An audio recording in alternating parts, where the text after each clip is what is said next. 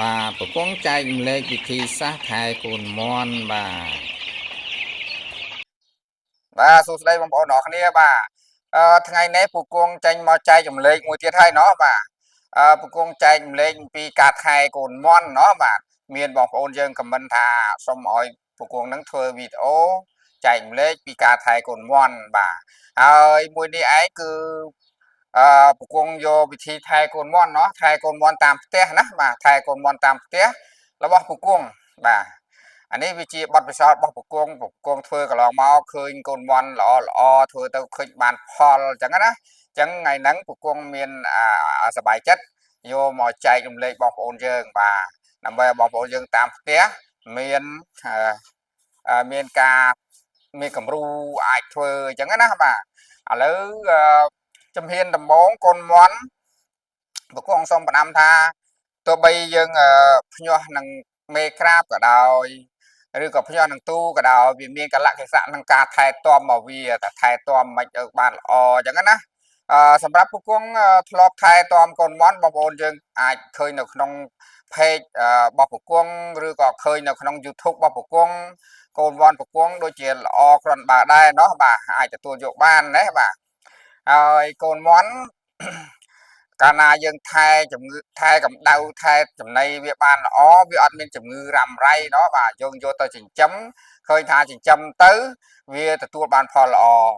កូនមន់អត់មានជំងឺរ៉ាំរ៉ៃជាប់ខ្លួនពេលដែលយើងយកទៅចិញ្ចឹមវាធំលឿនបាទវាធំលឿនវាធ្វើឲ្យការលូតលាស់លឿនពីការរំពឹងទុកเนาะបាទអញ្ចឹងថ្ងៃនេះពូគងមានចំណុចខ្លះយកមកជម្រាបជូនបងប្អូនយើងទាំងអស់គ្នាដើម្បីឲ្យបងប្អូនយើងទាំងអស់គ្នាអាចនឹងទស្សនាយកជាបទពិសោធន៍เนาะបាទឥឡូវពូគងពីវិធីថែកូនមន់របស់ពូគងទី1ពូគងសូមផ្ដាំថាកុំឲ្យដាក់ចង្អៀតពេកเนาะបាទកុំឲ្យដាក់ចង្អៀតបាទទី1កុំដាក់ចង្អៀត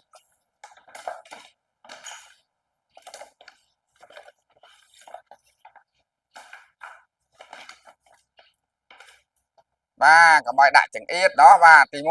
1កុំឲ្យដាក់ចង្អៀតនេះពូគងមានគំរូខ្លះសម្រាប់ចែកជូនបងប្អូនយើងទស្សនាថាទំហំប៉ុណ្ណាអាចដាក់មន់បានប៉ុណ្ណាដែលពូគងធ្វើហ្នឹងឥឡូវពូគងយកទំហំរបស់ពូគងលើកយកទំហំត្រង់កូនមន់របស់ពូគងយកមកអត្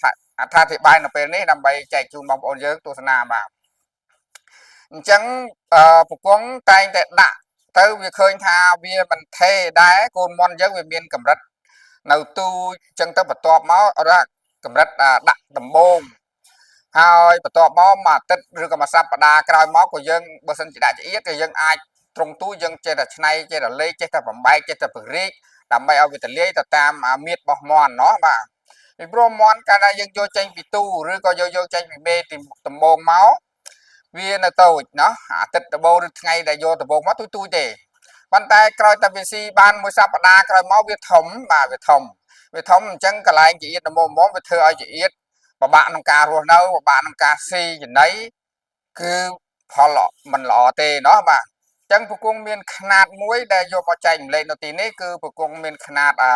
ត្រង់របស់ពូគងណាត្រង់ដាក់កូនមន់ស្អំកម្ដៅហ្នឹងណាដែលយកចេញពីទូក្តីឬក៏យកចេញពីមេក្តីដែលយើងយកមកថែណាត្រង់របស់ពូគងប្រើតតឹង7ទឹកเนาะបាទតតឹង7ទឹកបដោយវា3ម៉ែត្រហើយដាក់មន់បាន100ក្បាលតែបើសិនជាដាក់មន់ចេញពីទូមកដំបងអាចដាក់បានដល់ទៅ200ក្បាលក៏ប៉ុន្តែពូគងមិនដាក់ចឹងទេពូគងដាក់ត្រឹមតែ100ហ្នឹងរហូតដល់អាយុ21ថ្ងៃเนาะបាទ21ថ្ងៃបានពូគងចាប់ផ្ដើមដូរចេញเนาะបានចាប់ដើមយកចេញពីហ្នឹងទៅដាក់កន្លែងដែលបំពន់សាច់ឬមួយក៏ពូគងអាចវិចខ្ចប់លក់ឲ្យអតិថិជនបានព្រោះយើងសម្រេចថានៅថ្ងៃអឺថ្ងៃ21ថ្ងៃហ្នឹងកូនមន់យើងត្រូវ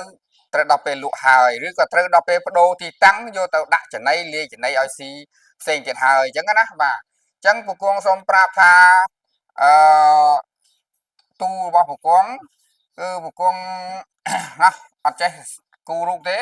ពូគងចេះតែគូឲ្យទស្សនាលេងណាបាទដើម្បីយកជាគំរូមកឥឡូវនេះទៅតឹងតួតឹង070 nè con nắng bay mài bà đấy con xong prapi tầng bà đòi vì tầng với cứ xôn chặt sập bà thang phẩm phân tắc nó bà phân tắc hai bà đòi bay mài bà đợi đây con bà là thà bay mà nhé bà hai cầm pu của nó mong con có trong đang đá thang cầm pu của nó bà cầm pu với cứ cầm pu bị đầy bà cầm pu bị đầy đó bạt nơ nó dân ai sạch cả dân sờ lạnh đây thế nó mà dân ai thơ buồn tắc cả ban pram tắc cả ban chẳng á bà chẳng là nâng cả pu nắng sài lơ bong bóng nó nè thế bên tai cả pu họ đẹp nông nè cả pu nè pu pi bạt nè làng máu nè mà đo từ bộ lớn nè nó bàนี่ปีระเนียบบาทเว้ยนะบ่าปีบาทเว้ยนั้นลางตะดอลเลยนี่ปกงเฟ้อผมเปิดตักได้เนาะบ่าผมเปิดตักบ่าผมเปิดตักนั้นให้ยังกรบตะโบนเมาให้ยังดักชุ่มผมดาวเมาเวียซอมสอบอ่ะเวียสมามาดคืนเดียวท่าดักนั่งมวยเมาให้กรบไอ้เต้าเวียอ่านเวียอดเมียนเท้าตือไอ้จังกันนะว่าจังปกงใจเลยปีวิธีซะมวยได้ปกงบ้านเฟือกลองเมานี่เคยทาโกนมอนปกงตามมือขนมเพจปกงឬមួយក៏មើល YouTube ប្រគងកូនមន់ប្រគងល្អល្អលក់អតិថិជនតែជនដឹកពេលខ្លះដឹកយកទៅដល់បៃលិនពេលខ្លះដឹកយកទៅដល់អឺកំពង់ធំเนาะខេត្តកំពង់ធំហើយហ្នឹងគាត់ដកចេញទៅពីកេះដាក់ចូលទៅកន្លែងថ្មីហ្នឹងគឺហោះព្រុសតែម្ដងកូនមន់ណាដល់អញ្ចឹងវាសុខភាពល្អវាអត់ក្រេត្រោទេបាទចាឥឡូវយើងមកមើលទៅទៀតគឺវិធីដាក់កូនមន់เนาะបាទដាក់កូនមន់ប្រគងមានវិធីឆ្នៃលៃដើម្បីឲ្យចំណេញបាទនេះវិធីសាស្ត្រប្រគងគឺគ្រប់វិធីសាស្ត្រទាំងអស់គឺប្រគងលៃឆ្នៃធ្វើម៉េចឲ្យចំណាយកាន់តែទាបចំណាយកាន់តែតិចផលកាន់តែខ្ពស់អញ្ចឹងណាតែកាលណាយើងធ្វើអ្វីមួយក៏ដោយតែកាលណាយើងចំណាយតិចហើយយើងធ្វើទៅបានល្អវាប្រកាសជាចំណេញច្រើនហើយเนาะបាទចឹងពគង់ប្រាប់ពីវិធីថែកូនមន់នេះរបស់ពគង់ឥឡូវពគង់និយាយពីការដាក់កម្ដៅเนาะបាទការដាក់កម្ដៅនេះมันអាចសឹងថាវាមានច្រើនបែបច្រើនយ៉ាងច្រើនវិធីបាទច្រើនរបៀបក៏ប៉ុន្តែពគង់សូមលើកយកមកតែមួយសិនเนาะដើម្បីថ្ងៃក្រោយយើងអាចចេញវីដេអូថ្មីទៀតពីរបៀបផ្សេងគ្នាអញ្ចឹងណាបន្តបាទអញ្ចឹងពគង់ដាក់នៅនេះពគង់មិនដែលពីដើមឡើយមកពគង់ប្រើអគ្គិសនីเนาะប្រើអគ្គិសនីដាក់អំពូលเนาะបាទដាក់អំពូលនៅក្នុងទ្រុងនេះទ្រុងកូនមន់នេះណាប៉ុន្តែពគង់ឃើញថាអត់សូវចំណេញเนาะវាថាវាចំណាយច្រើនអញ្ចឹងពគង់មិនអាចធ្វើឲ្យចំណាយច្រើនទៅព្រោះវាខាតเนาะបើពគង់ធ្វើមិនរមធ្យោបាយធ្វើយ៉ាងណាដើម្បីឲ្យចំណាយកាន់តែតិចតែកាលណាយើងចំណាយតិចគឺវាអាចនឹងផ្ដល់ផលចំណេញដល់យើងច្រើនចឹងឥឡូវពគង់ចែកម្លែកពីរឿងចំណាយតិចเนาะបាទទូកូនមន់នេះដូចបងប្អូនទស្សនាដឹងហើយเนาะទៅទឹក7ទឹកបដោយ3ម៉ែត្រនេះដាក់កូនមន់100ពគង់ដាក់កូនមន់100ក្បាលដាក់តាំងពីយកចេញពីទូមករហូតដល់អាយុ21ថ្ងៃឲ្យនៅនឹងតែម្ដងเนาะបាទហើយកម្ដៅនិយាយពីការឲ្យកម្ដៅហ្នឹងវាមានរបស់ពគង់នេះគឺការកម្ដៅនេះគឺវាមាន3ពេលเนาะ3របៀបដែរបាទកម្ដៅពេលព្រឹកណាកម្ដៅពេលព្រឹកបាទទី1គឺកម្ដៅពេលព្រឹកនេះដែលកូនមន់នៅក្នុងទ្រុងកម្ដៅរបស់ពគង់ទូកម្ដៅរបស់ពគង់នេះពេលព្រឹកណាពេលព្រឹកពគង់ដាក់ម៉ោង5ណាម៉ោង5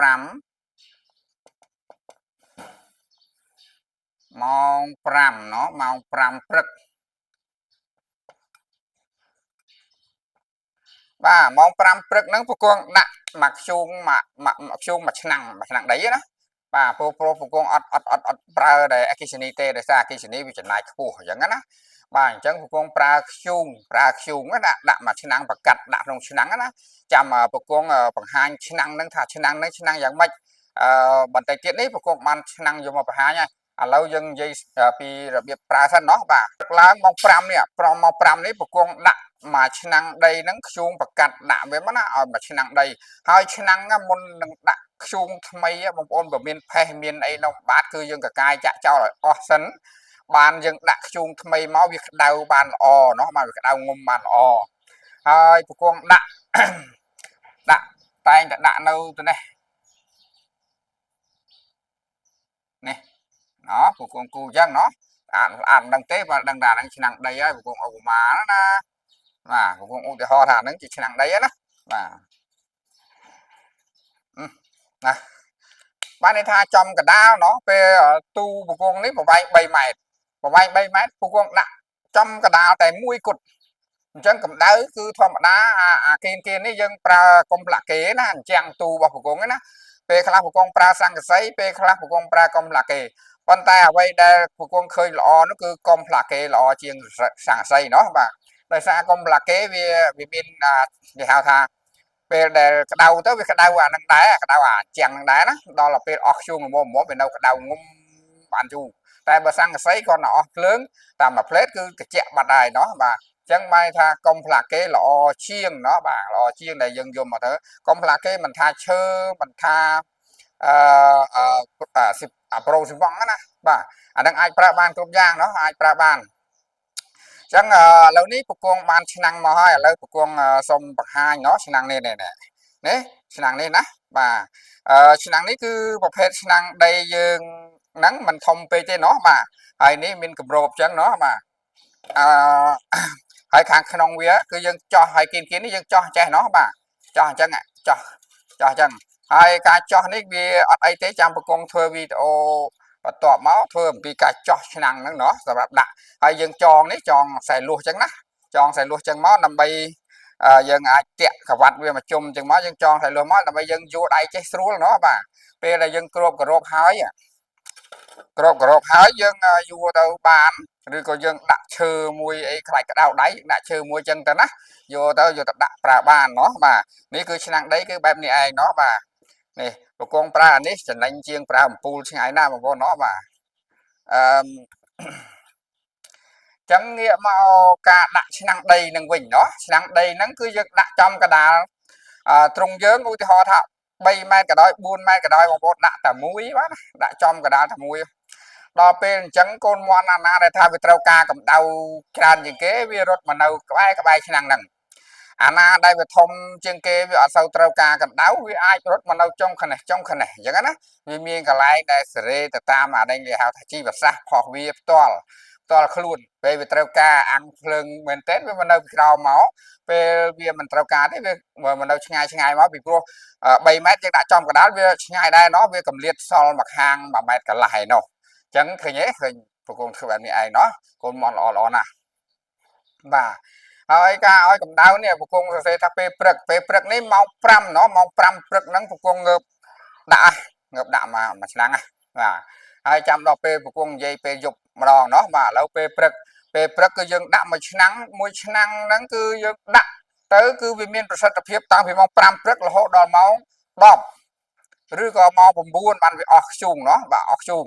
អស់អាខ្ជូងកម្ដៅហ្នឹងណាបាទហើយដល់ពេលវាអស់ខ្ជូងកម្ដៅហ្នឹងទៅអត់បបាក់ដាក់ទៀតទេដោយសារថ្ងៃពេលហ្នឹងថ្ងៃយើងខាងក្រៅបរិយាកាសខាងក្រៅ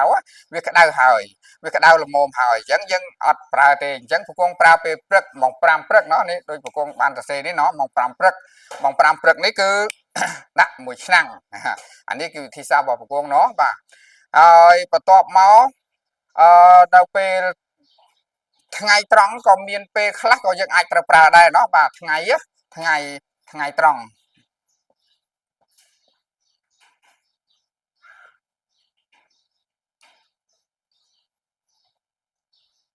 ់មិនថាថ្ងៃរសៀលទេបងប្អូនเนาะបាទ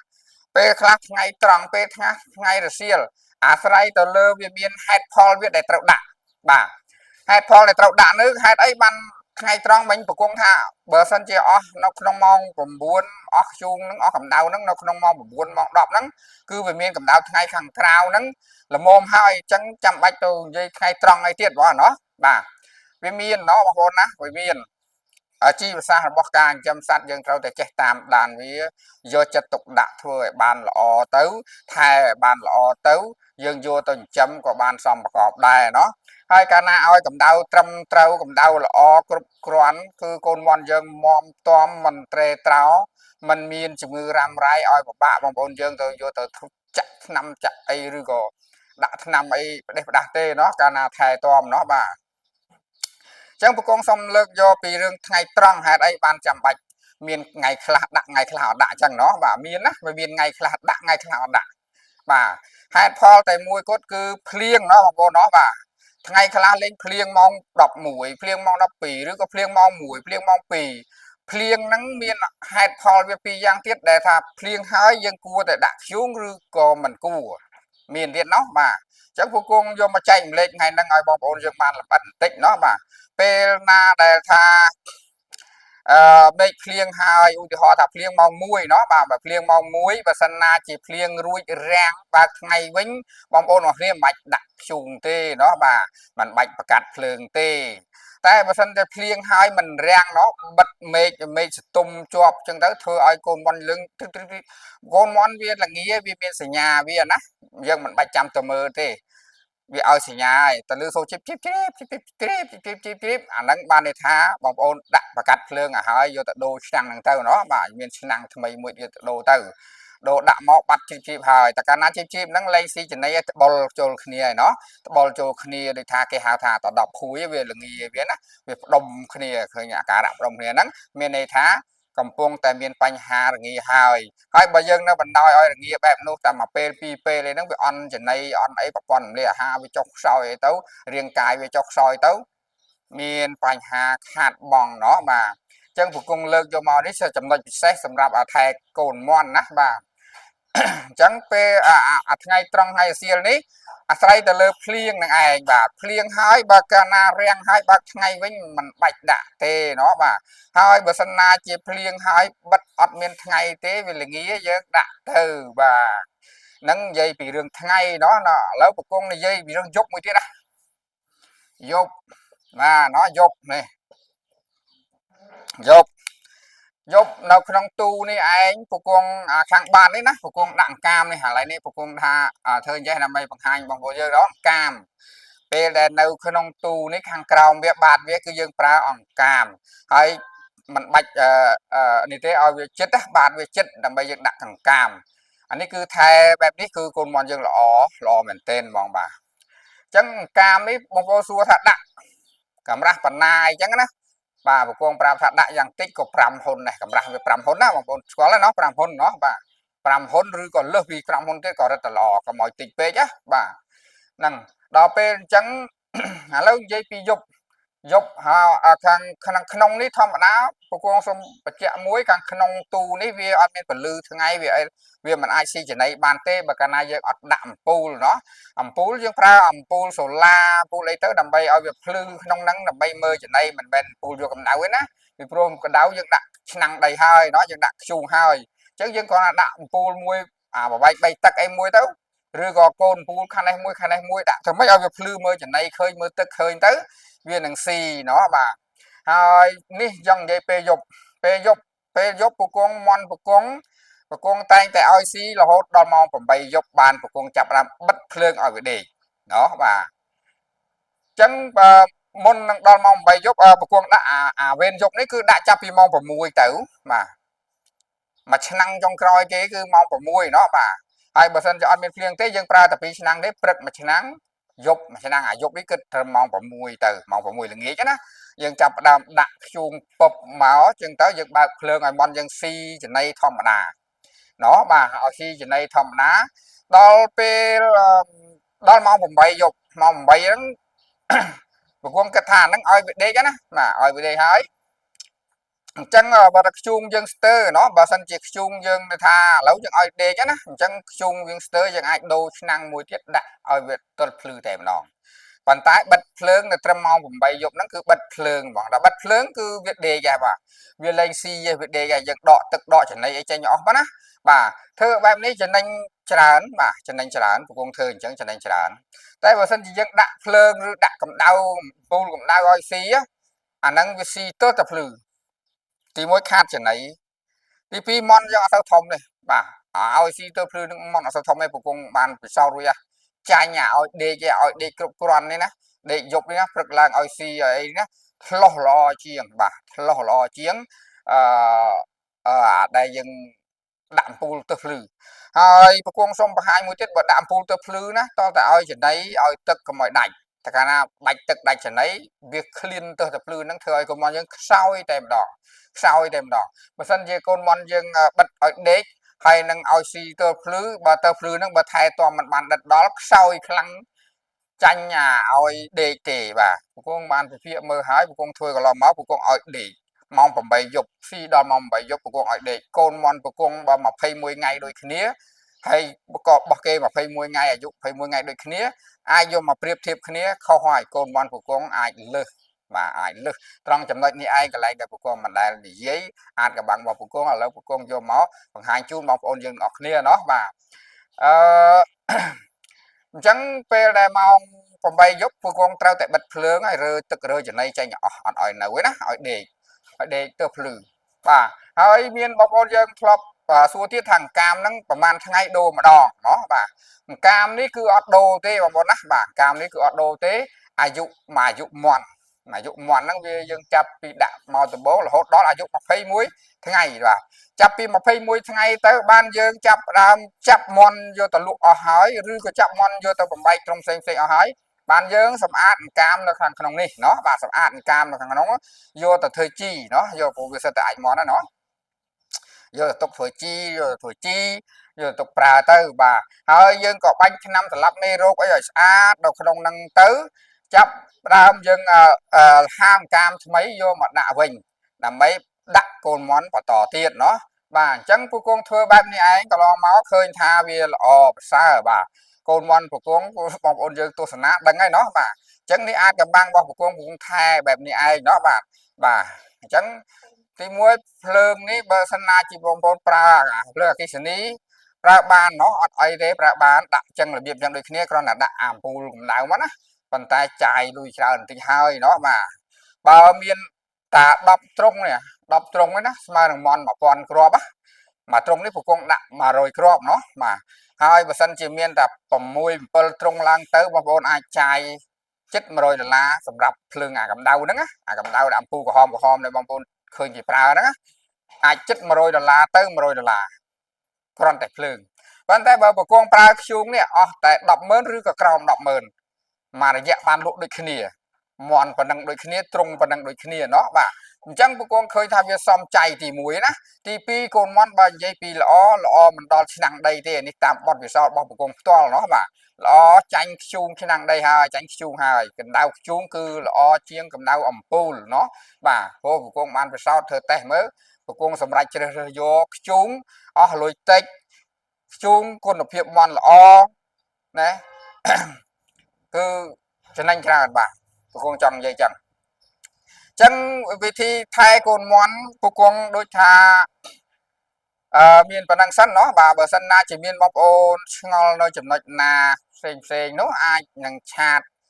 ឬក៏ call ឬក៏ដូចថា comment នៅខាងក្រោមវីដេអូពូកងនឹងធ្វើវីដេអូបន្តទៀតเนาะបាទដើម្បីជម្រាបជូនបងប្អូនយើងឲ្យបងប្អូនយើងបានកាន់យល់កាន់តែច្បាស់เนาะបាទហើយ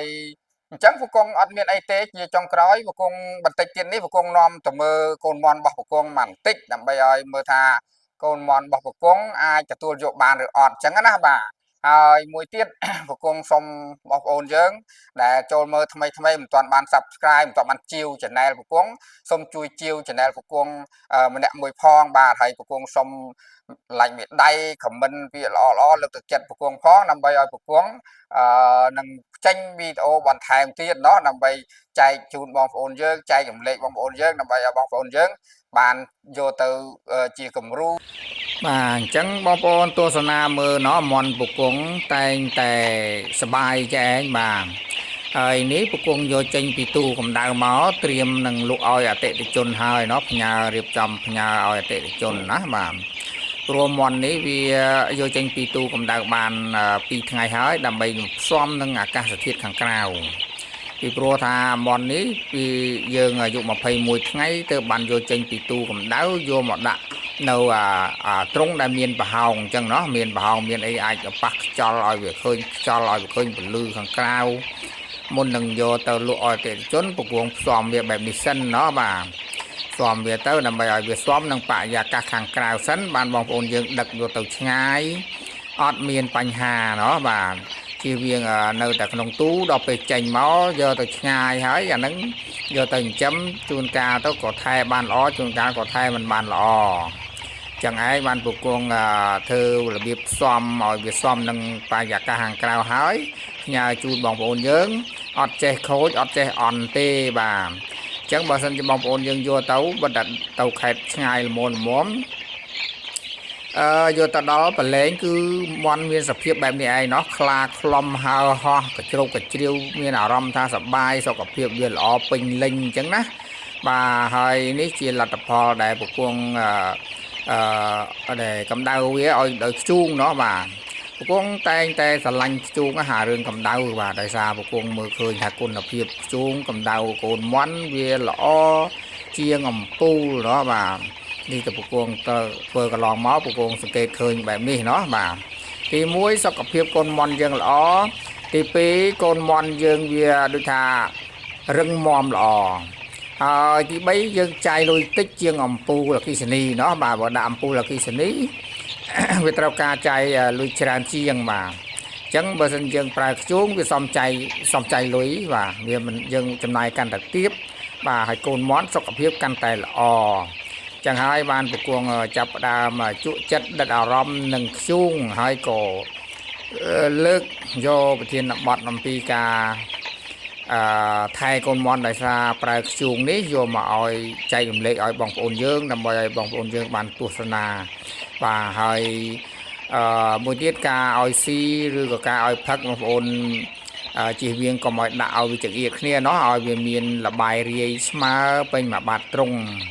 cana dương riêng snok tức snok trên này bàn tràn cả láng thôi oi ca si ca phật bảo viên nó về miền thiệp nghề sưu nó mà về miền thiệp nghề sưu về ọt cô khnia về ọt chữ yết khnia về ọt stress chẳng cái na hay mơ mòn của cô hai tao ọt miền kinh tế cứสบายใจมาดองhay bàn khơi camera mà thọt chân phóngแบบcứ tập bị สบาย vô mình tên là mong bà lo mà dạng đây nó bà